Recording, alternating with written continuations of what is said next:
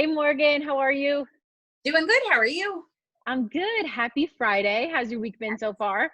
It's been really good. It's beautiful here, so Super it's been nice, good. right? Yeah, Good. it is. Awesome. So thank you so much for being here. I figured we kind of start off by having you tell everyone a little bit about yourself and your history with dieting, relationship with food, and kind of why you wanted to start doing this intuitive eating work together in the first place. Sure. So I'm 36 years old. I live in southwestern Pennsylvania, and I'm a therapist by profession. And I think I can remember my first diet being around the fifth grade. I remember Mhm. a teacher well, you have to get weighed in school. So of course, I got sent home with a letter that said that there was an issue. And Oh, so then the doctor had suggested, uh, they didn't call it a diet, but, certainly swap out these things like don't eat chips, eat pretzels, that type of thing. So it kind of started from there. mhm. That was the first like doctor recommended one. And then I just kind of adopted that mindset from there. I think I Like an eat joined. this, not that kind of thing. Oh, sure. And then like I joined like a formal like weight loss program for the first time in high school. Are we allowed to say names of companies? Yeah, go ahead. Okay. So I joined, I've been a like pretty much a lifelong Weight Watcher member then Mhm. since high school was the first time that I joined. And, I would have success off and on. And then it would just seem like I would get to a point and then, I just couldn't do it anymore. And then there's the rebound weight gain and kind of like all the shame and disappointment that comes with that. Yeah. I lost all this weight and felt really good. And then I just couldn't keep up the habits and it felt like such a failure. And so then Right. it's just been a lifetime of, these highs of where, oh, I'm doing good and eating good things. And Mhm. then it's just not sustainable.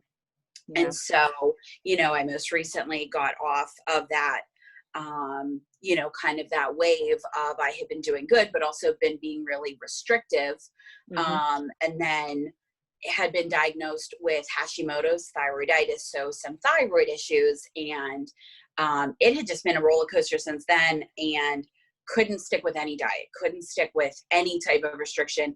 I'd be good for maybe 2 weeks. And then, I couldn't do it. And I didn't know what to do. And I, was just kind of not really doing anything. And honestly, I don't even know how it popped up, but your stuff popped up on my Instagram feed on the search. Like if you go to search, Oh, yeah, the just kind discovery of random page. stuff they think you'll like will pop Yep. up, and your stuff kept popping up. And so I ended up following you. And, kind of that was how I got introduced to the intuitive eating. A therapist had recommended it for me probably 10 years prior, but I wasn't in a place where I wanted to hear that. I Yeah. just wanted to lose weight. I didn't want that to be the answer, but Mhm. Mhm. yeah, so that's how I found you.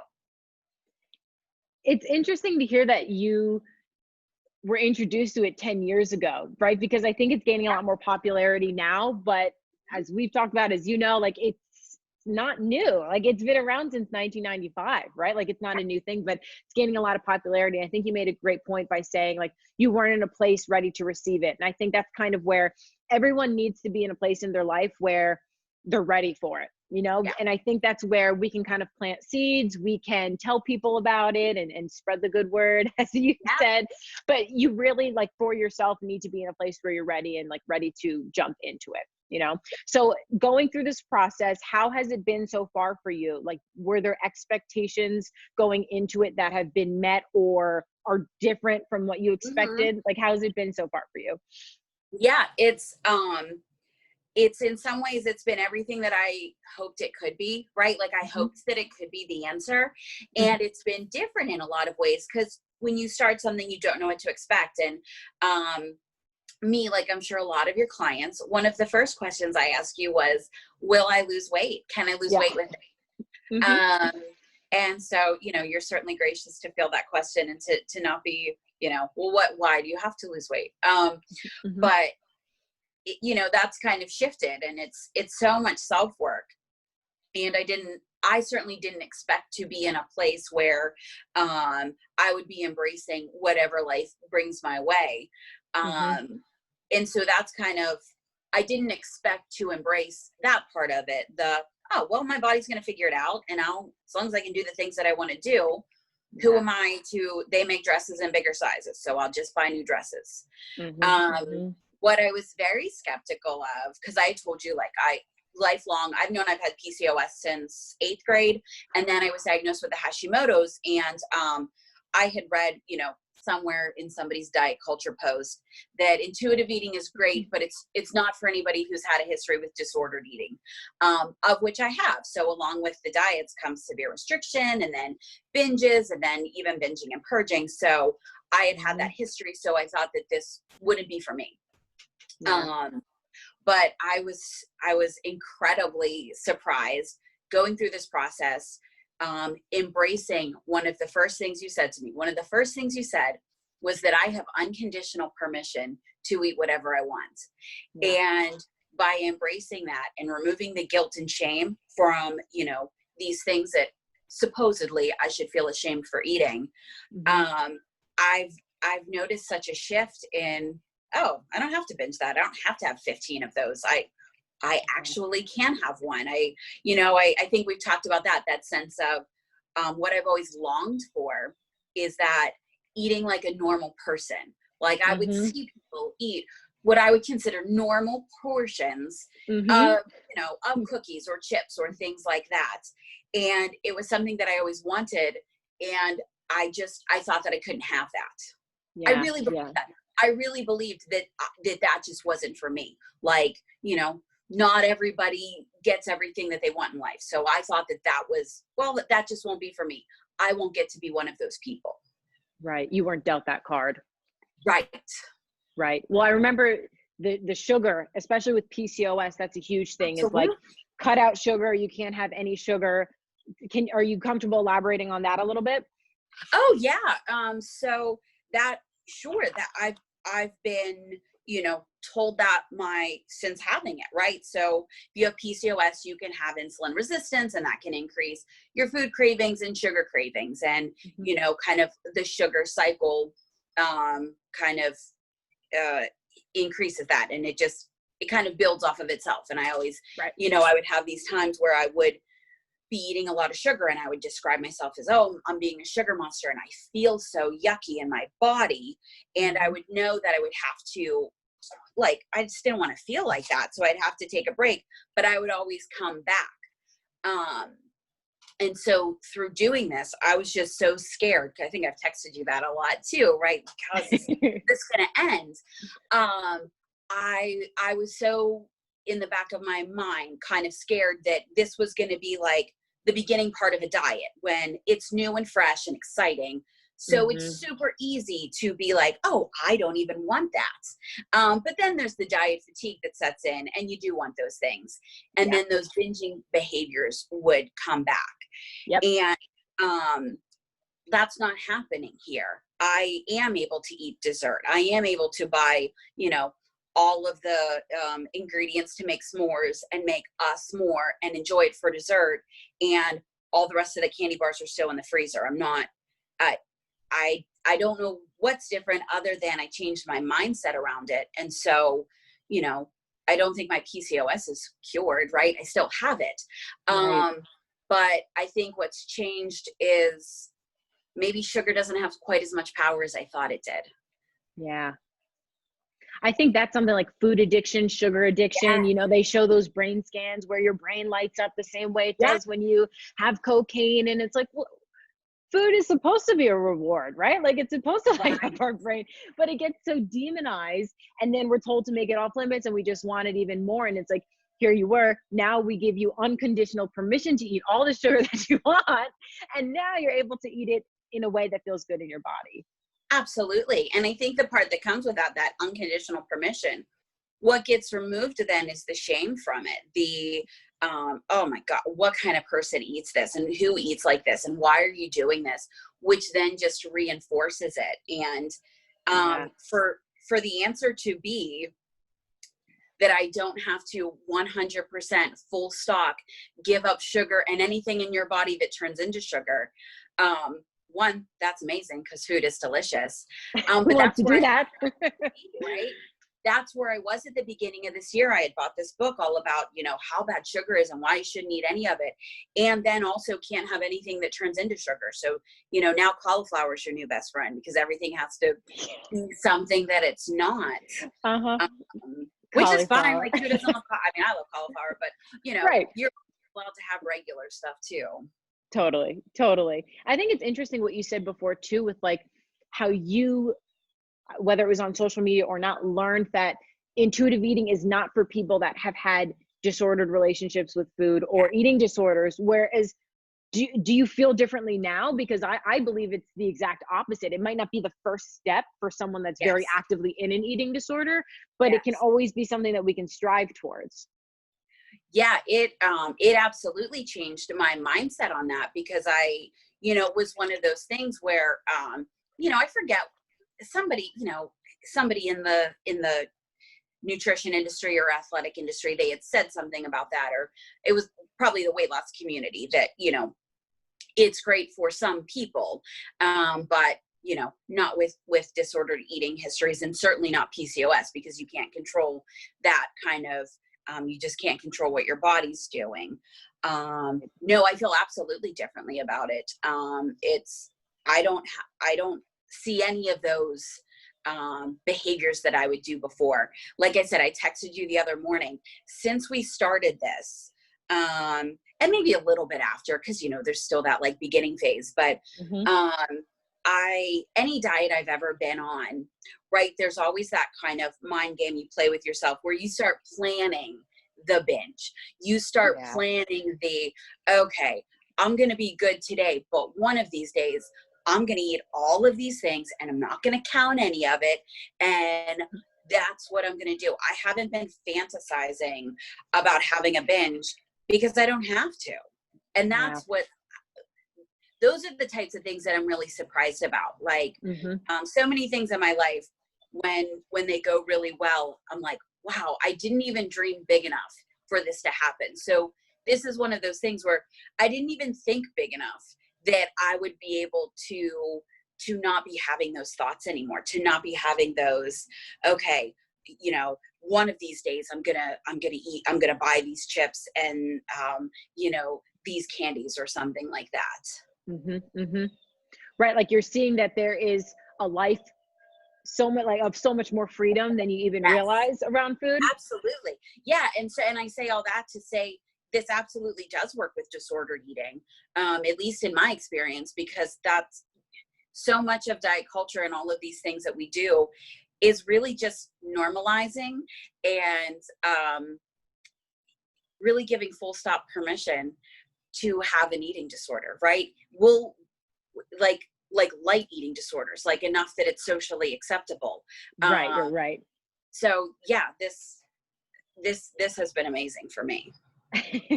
So obviously you touched on like the sugar and then not planning the binge. Are there any other areas of your eating that you feel like have changed since doing this?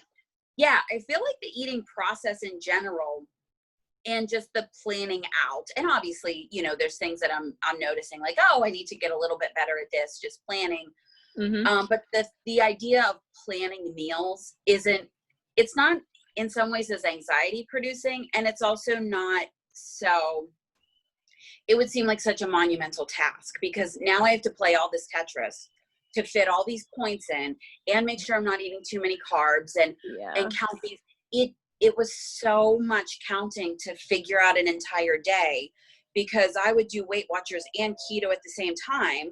So I have to keep an eye on my grams of carbs, but also on the Weight Watchers points. And then I'm coming in at like 800, 1,000 calories a day. So now it's like full blown disordered eating. That's a lot to figure out. What's the least amount that I can eat and not be miserable?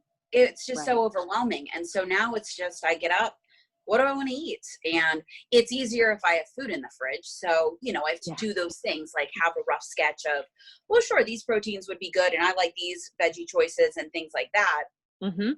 It's easier if there's food, but then if I have a day that I didn't plan, I also have permission to go to Chipotle or, you know, do any of those things.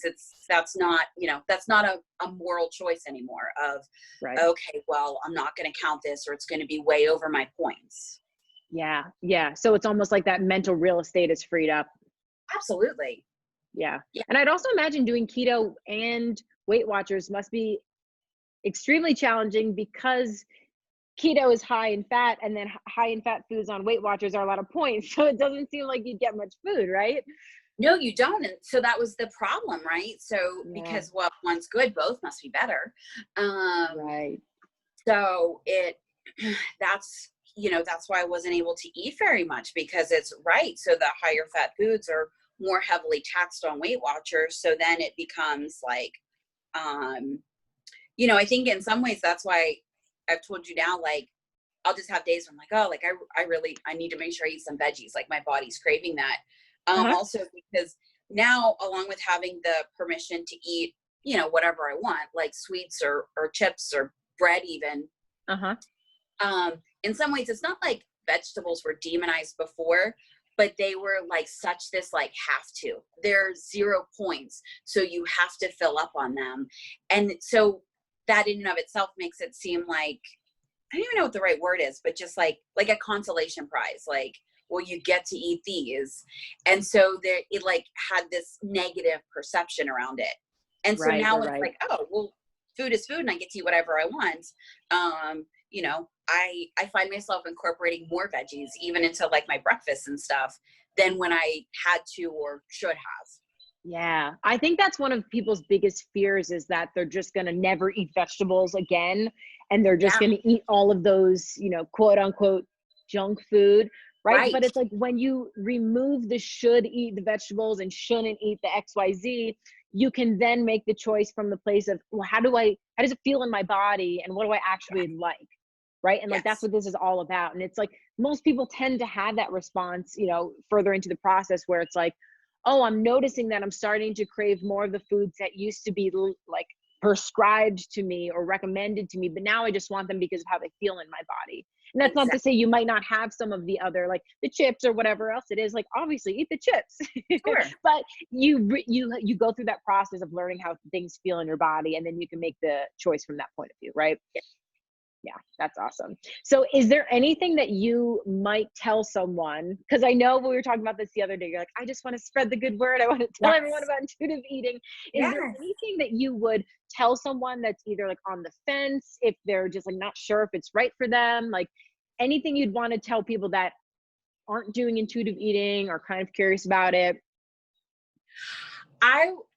I think what was helpful for me, well, I was in a place where like I needed it. I didn't have another choice. But if you're just wanting to check it out, just start following some of the people who are doing it and see what start filling your feed with alternative messages to the diet culture.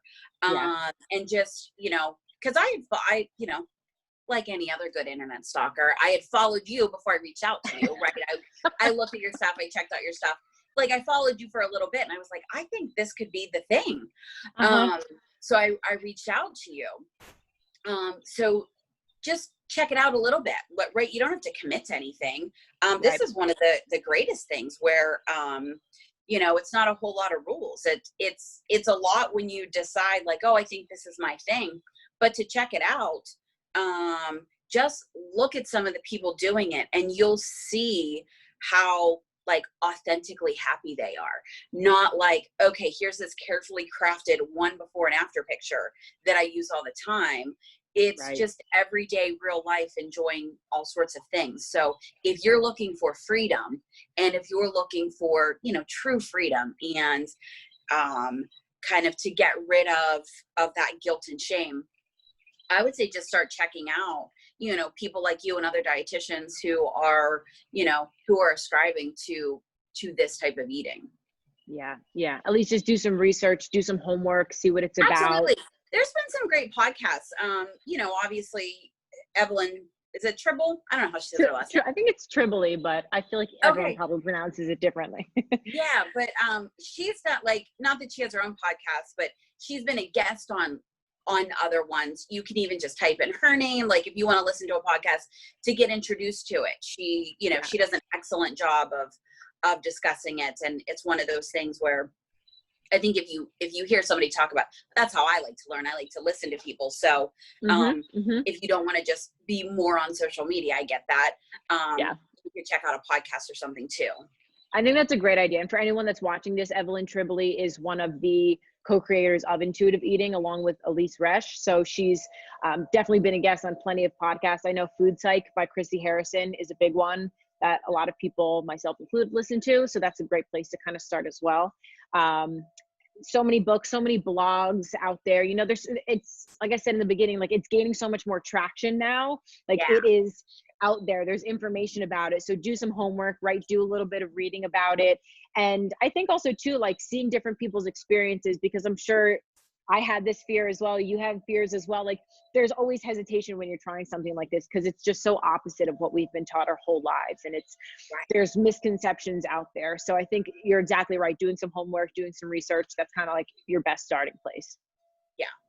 Yeah. And one of the things that was the absolute most helpful for me, I think I had asked you for help on this a few weeks in, of kind of once I recognized like, oh yeah, this is my thing. I would still have a lot of like opposing messages showing up on my feed. So I unfollowed them, or muted some of them because if I didn't want to unfollow everybody, I felt bad. So I muted some people. You're like, I still like you, but I don't want to hear what you're saying. Right. So just to get rid of that diet mindset, not seeing anything about like pounds lost per week, or, you know, how many points something is, or all of those things. So I muted and unfollowed a bunch of people. And then I asked you, like, who are some people that I should be following? And I've just been like amassing this new feed full of body positivity and the health at every size and intuitive eating, all of it together. It's been so restorative of, you know, allowing a different voice to come in to challenge those old mindsets. It like brainwashes you in the right kind of way. Right? Because you're like clearing out that diet culture stuff. And it's just like what we've been learning for our entire lives, we've been brainwashed with diet culture messages. Now we can choose to fill our feed with things that are going to do the exact opposite and fill our brains with, you know, messages that are a little bit more supportive. So I completely agree with that statement. I always kind of tell people that. I'm like, fill your feed, curtail your feed to something that's going to actually make you feel good. And it's going to align with the work that we're doing, you know? Yeah. Well, thank you so much for being open and being willing to share your story. I know this is like personal stuff here, and I'm sure a lot of people can probably relate to it. And I really wanted to have you discussed your story, because I think what you were saying with the PCOS and thyroid stuff, so many people think that this isn't for them because of specific medical conditions and things like that. And I hope this helps to see that, show people that it doesn't matter, like things can always be modified to you and what's going on in your life. And this really is for everyone, because we're born intuitive eaters. It's just a matter of getting back in touch with those cues, right? Absolutely. Yeah. Well, thank you so much. Any parting words you want to give? I mean, just, you know, thank you so much. And if somebody's on the fence, if you're, you know, especially if it's one of those things where you're late night, because that's always been me, late night researching, like, what's the answer? And if you're curious, this might be the answer, give it a try. Because you don't have a whole lot to lose. So yeah. Right. It's like most of us have tried everything else up to this point, myself included. Right? Absolutely. Right. So, and even if you can't dream big enough, right? Like even when I started this, I didn't dream big enough that like I could say, oh, I'm not even thinking about binging. I didn't think that big enough. So just give it a try. Yeah. Oh, that's awesome. I'm so proud of you. Thank you. Oh my gosh, this has been amazing. Yay. All right. Awesome. Well, thank you so much for your time. I hope you have a nice weekend, and we'll chat soon. Okay. Sounds good. All right. Bye.